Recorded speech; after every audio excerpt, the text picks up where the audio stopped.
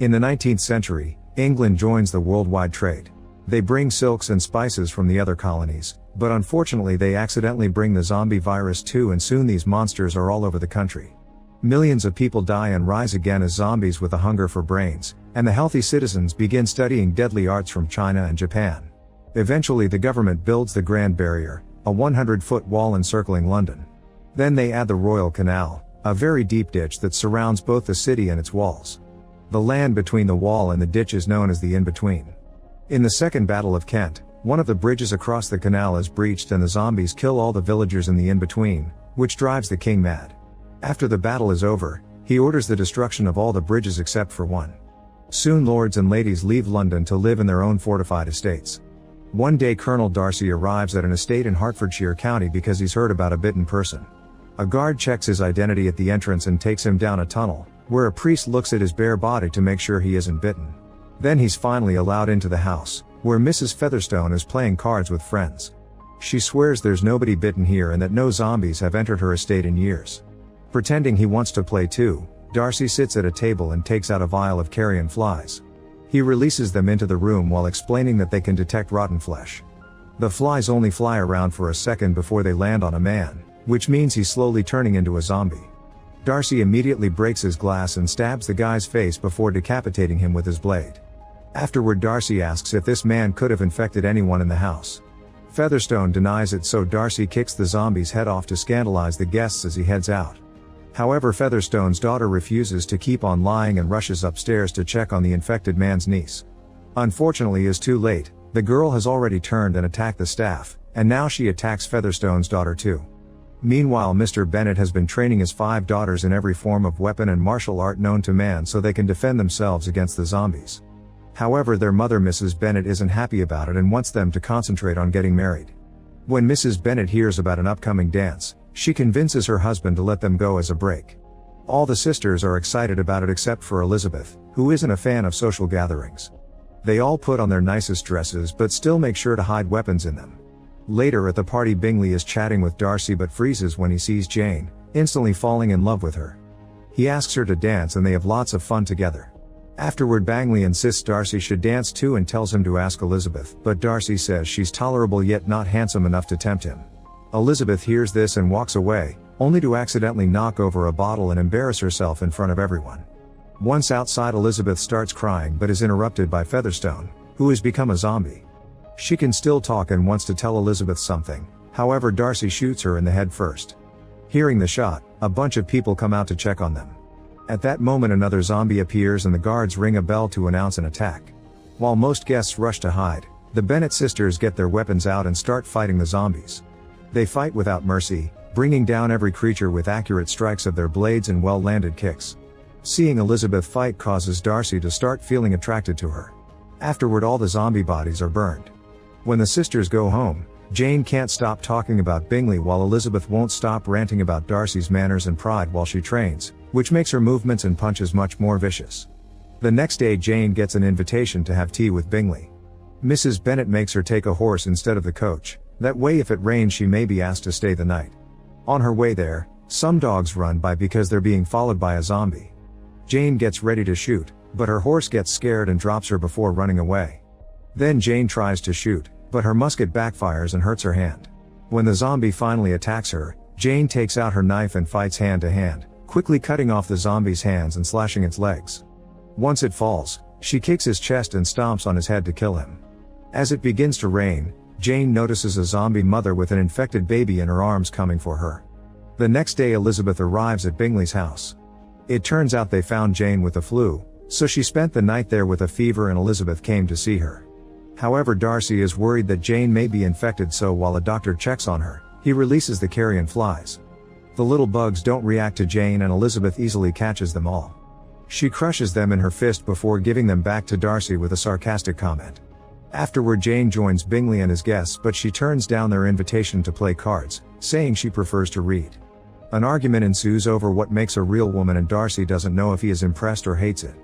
That night, Elizabeth secretly watches Darcy train outside.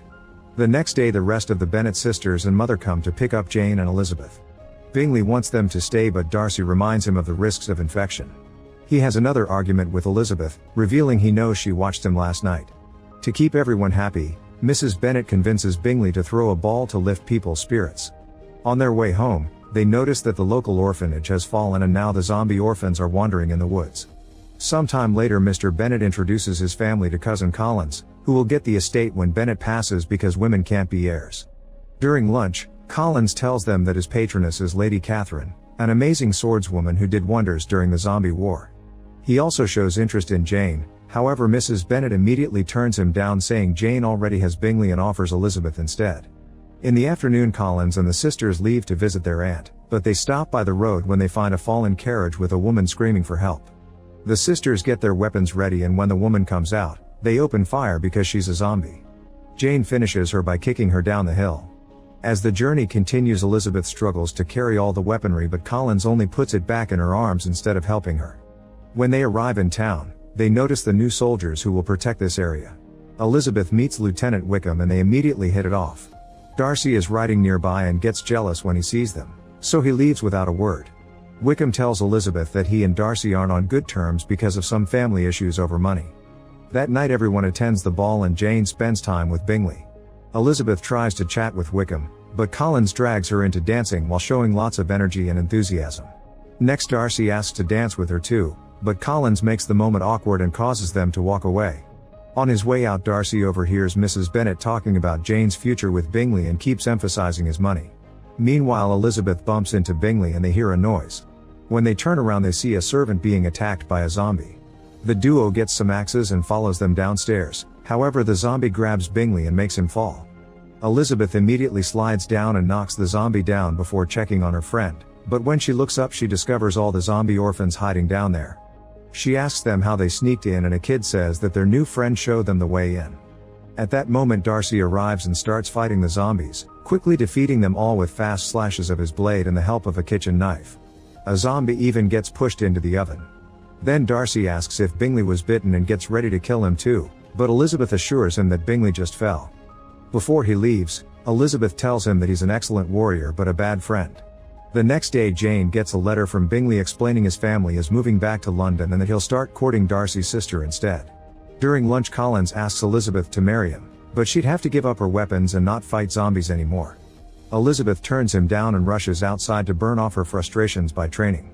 Her mother scolds her for turning down such an important proposal but her father respects her decision.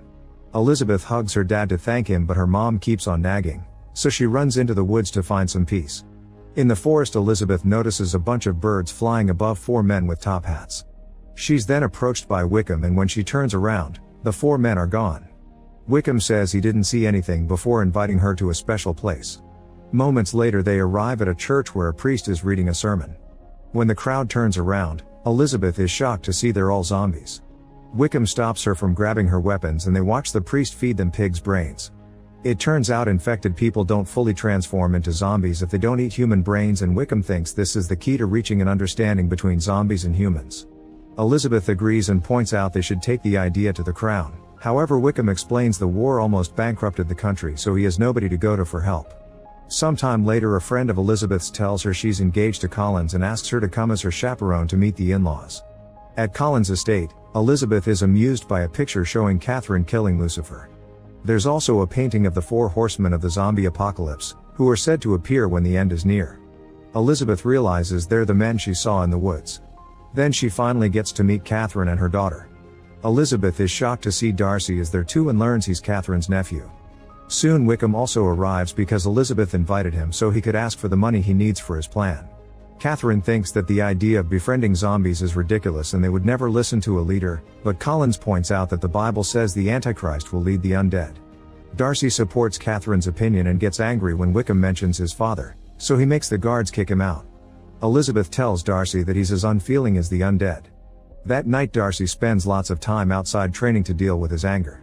Elizabeth can't sleep because her friend snores and goes for a walk in the gardens, where she finds Wickham. He's come to tell her that Darcy made the Bingley family leave by telling them that Jane is only after their money. Wickham also asks Elizabeth to run away together but she turns him down. Before leaving, Wickham reminds her that the day of reckoning is coming. The next day Darcy tells Elizabeth that he considers her inferior but he's still attracted to her, so he asks her to marry him. Elizabeth turns him down and calls him out for what he did to Jane and Bingley, only for Darcy to defend his meddling. A furious Elizabeth kicks him and throws a bunch of objects at him before attacking him with a poker. He quickly defends himself and they end up in a compromising position on the table.